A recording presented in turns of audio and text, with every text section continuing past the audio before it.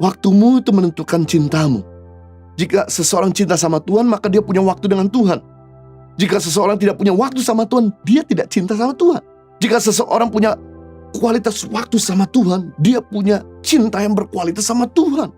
Orang yang selalu rindu sama Tuhan, selalu nempel sama Tuhan, bukan sama uang, sama Tuhan, maka dia akan berbuah banyak. Dia akan melakukan hal-hal yang di luar kemampuannya. Dia akan berbuat banyak, bahkan melampaui keterbatasan. Hal yang luar biasa ketika kita punya waktu sama Tuhan.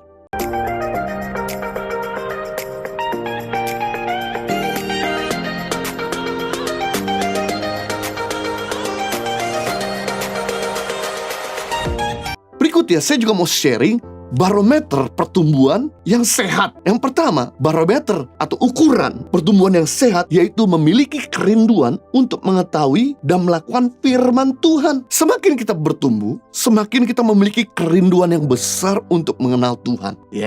Semakin kita bertumbuh, semakin kita memiliki kerinduan yang besar untuk mempelajari firman-Nya. Semakin kita bertumbuh, semakin kita akan memiliki kerinduan yang besar untuk melakukan firman-Nya. Karena firman Tuhan itu bagaikan makanan rohani.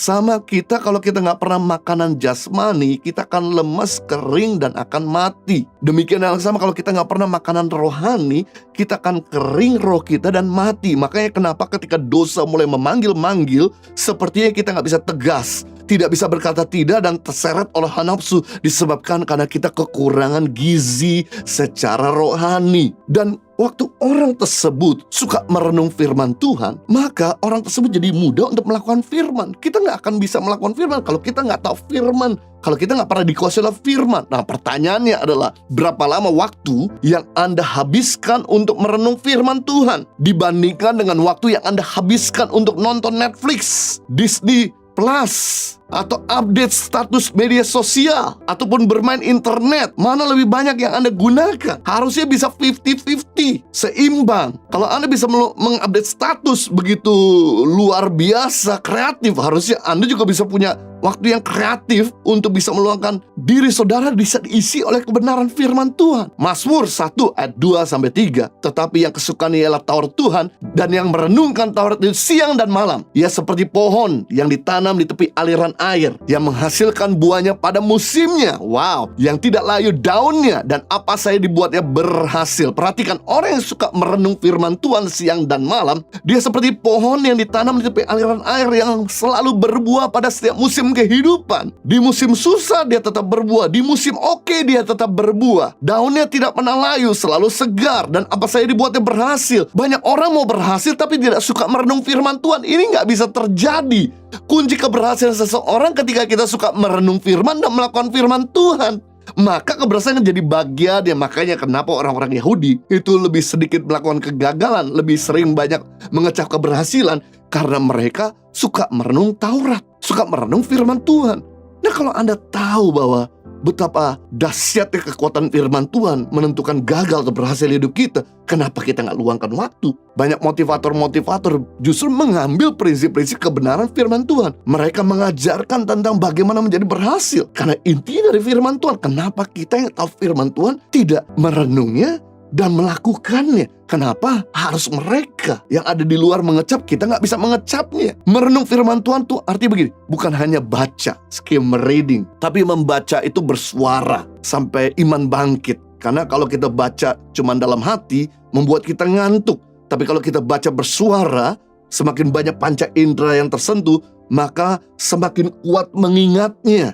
Dan bahkan waktu kita bersuara, maka telinga mendengar, iman bangkit. Merenung firman Tuhan artinya juga mempelajari firman, dapat berkat apa dari apa yang kita renungkan. Kemudian perubahan apa yang akan kita lakukan lewat firman Tuhan tersebut. Sadarilah, your input determine your output. Kalau inputmu salah, outputmu salah. Kalau inputmu benar, maka outputmu benar. Kalau inputmu berkualitas, maka outputmu berkualitas. Kalau inputmu media sosial, maka outputmu informasi. Tapi kalau inputmu firman Tuhan, maka outputmu keberhasilan. Amazing. Yang kedua, barometer atau ukuran pertumbuhan yang sehat memiliki kesadaran akan keberadaan Tuhan dalam setiap aspek kehidupan kita. Mencari Tuhan bukan karena kewajiban. Ini ciri-ciri orang yang bertumbuh. secara sehat, tetapi karena kerinduan. Prinsip hidupnya tidak cukup hanya cuma ibadah di hari Minggu, tapi memiliki kerinduan untuk selalu mencari Tuhan. Bahkan saya bersyukur hari-hari ini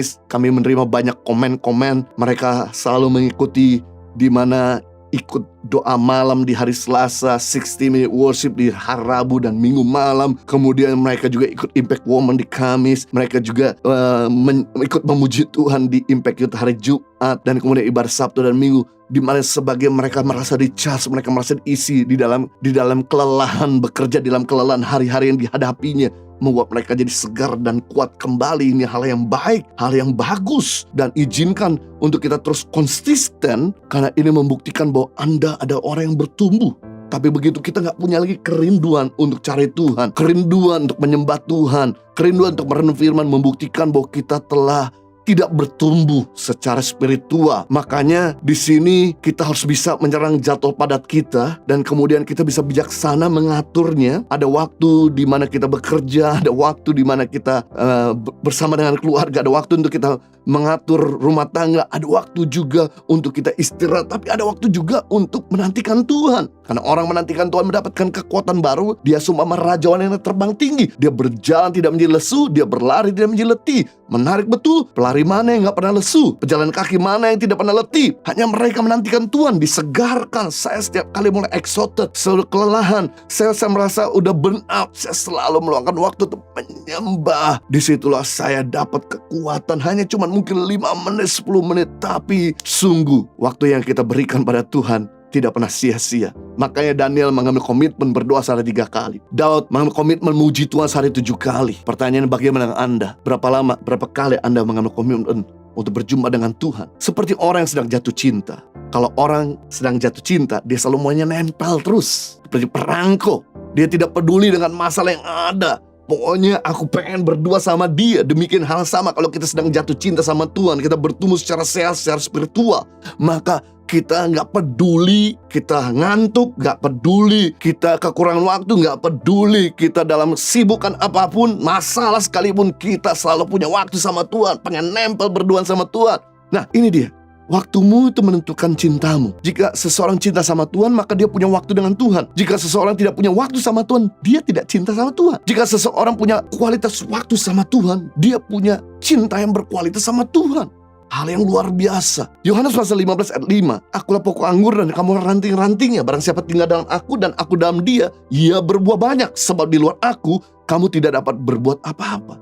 Orang yang selalu rindu sama Tuhan, selalu nempel sama Tuhan, bukan sama uang, sama Tuhan, maka dia akan berbuah banyak. Dia akan melakukan hal-hal yang di luar kemampuannya. Dia akan berbuat banyak, bahkan melampaui keterbatasan. Hal yang luar biasa ketika kita punya waktu sama Tuhan.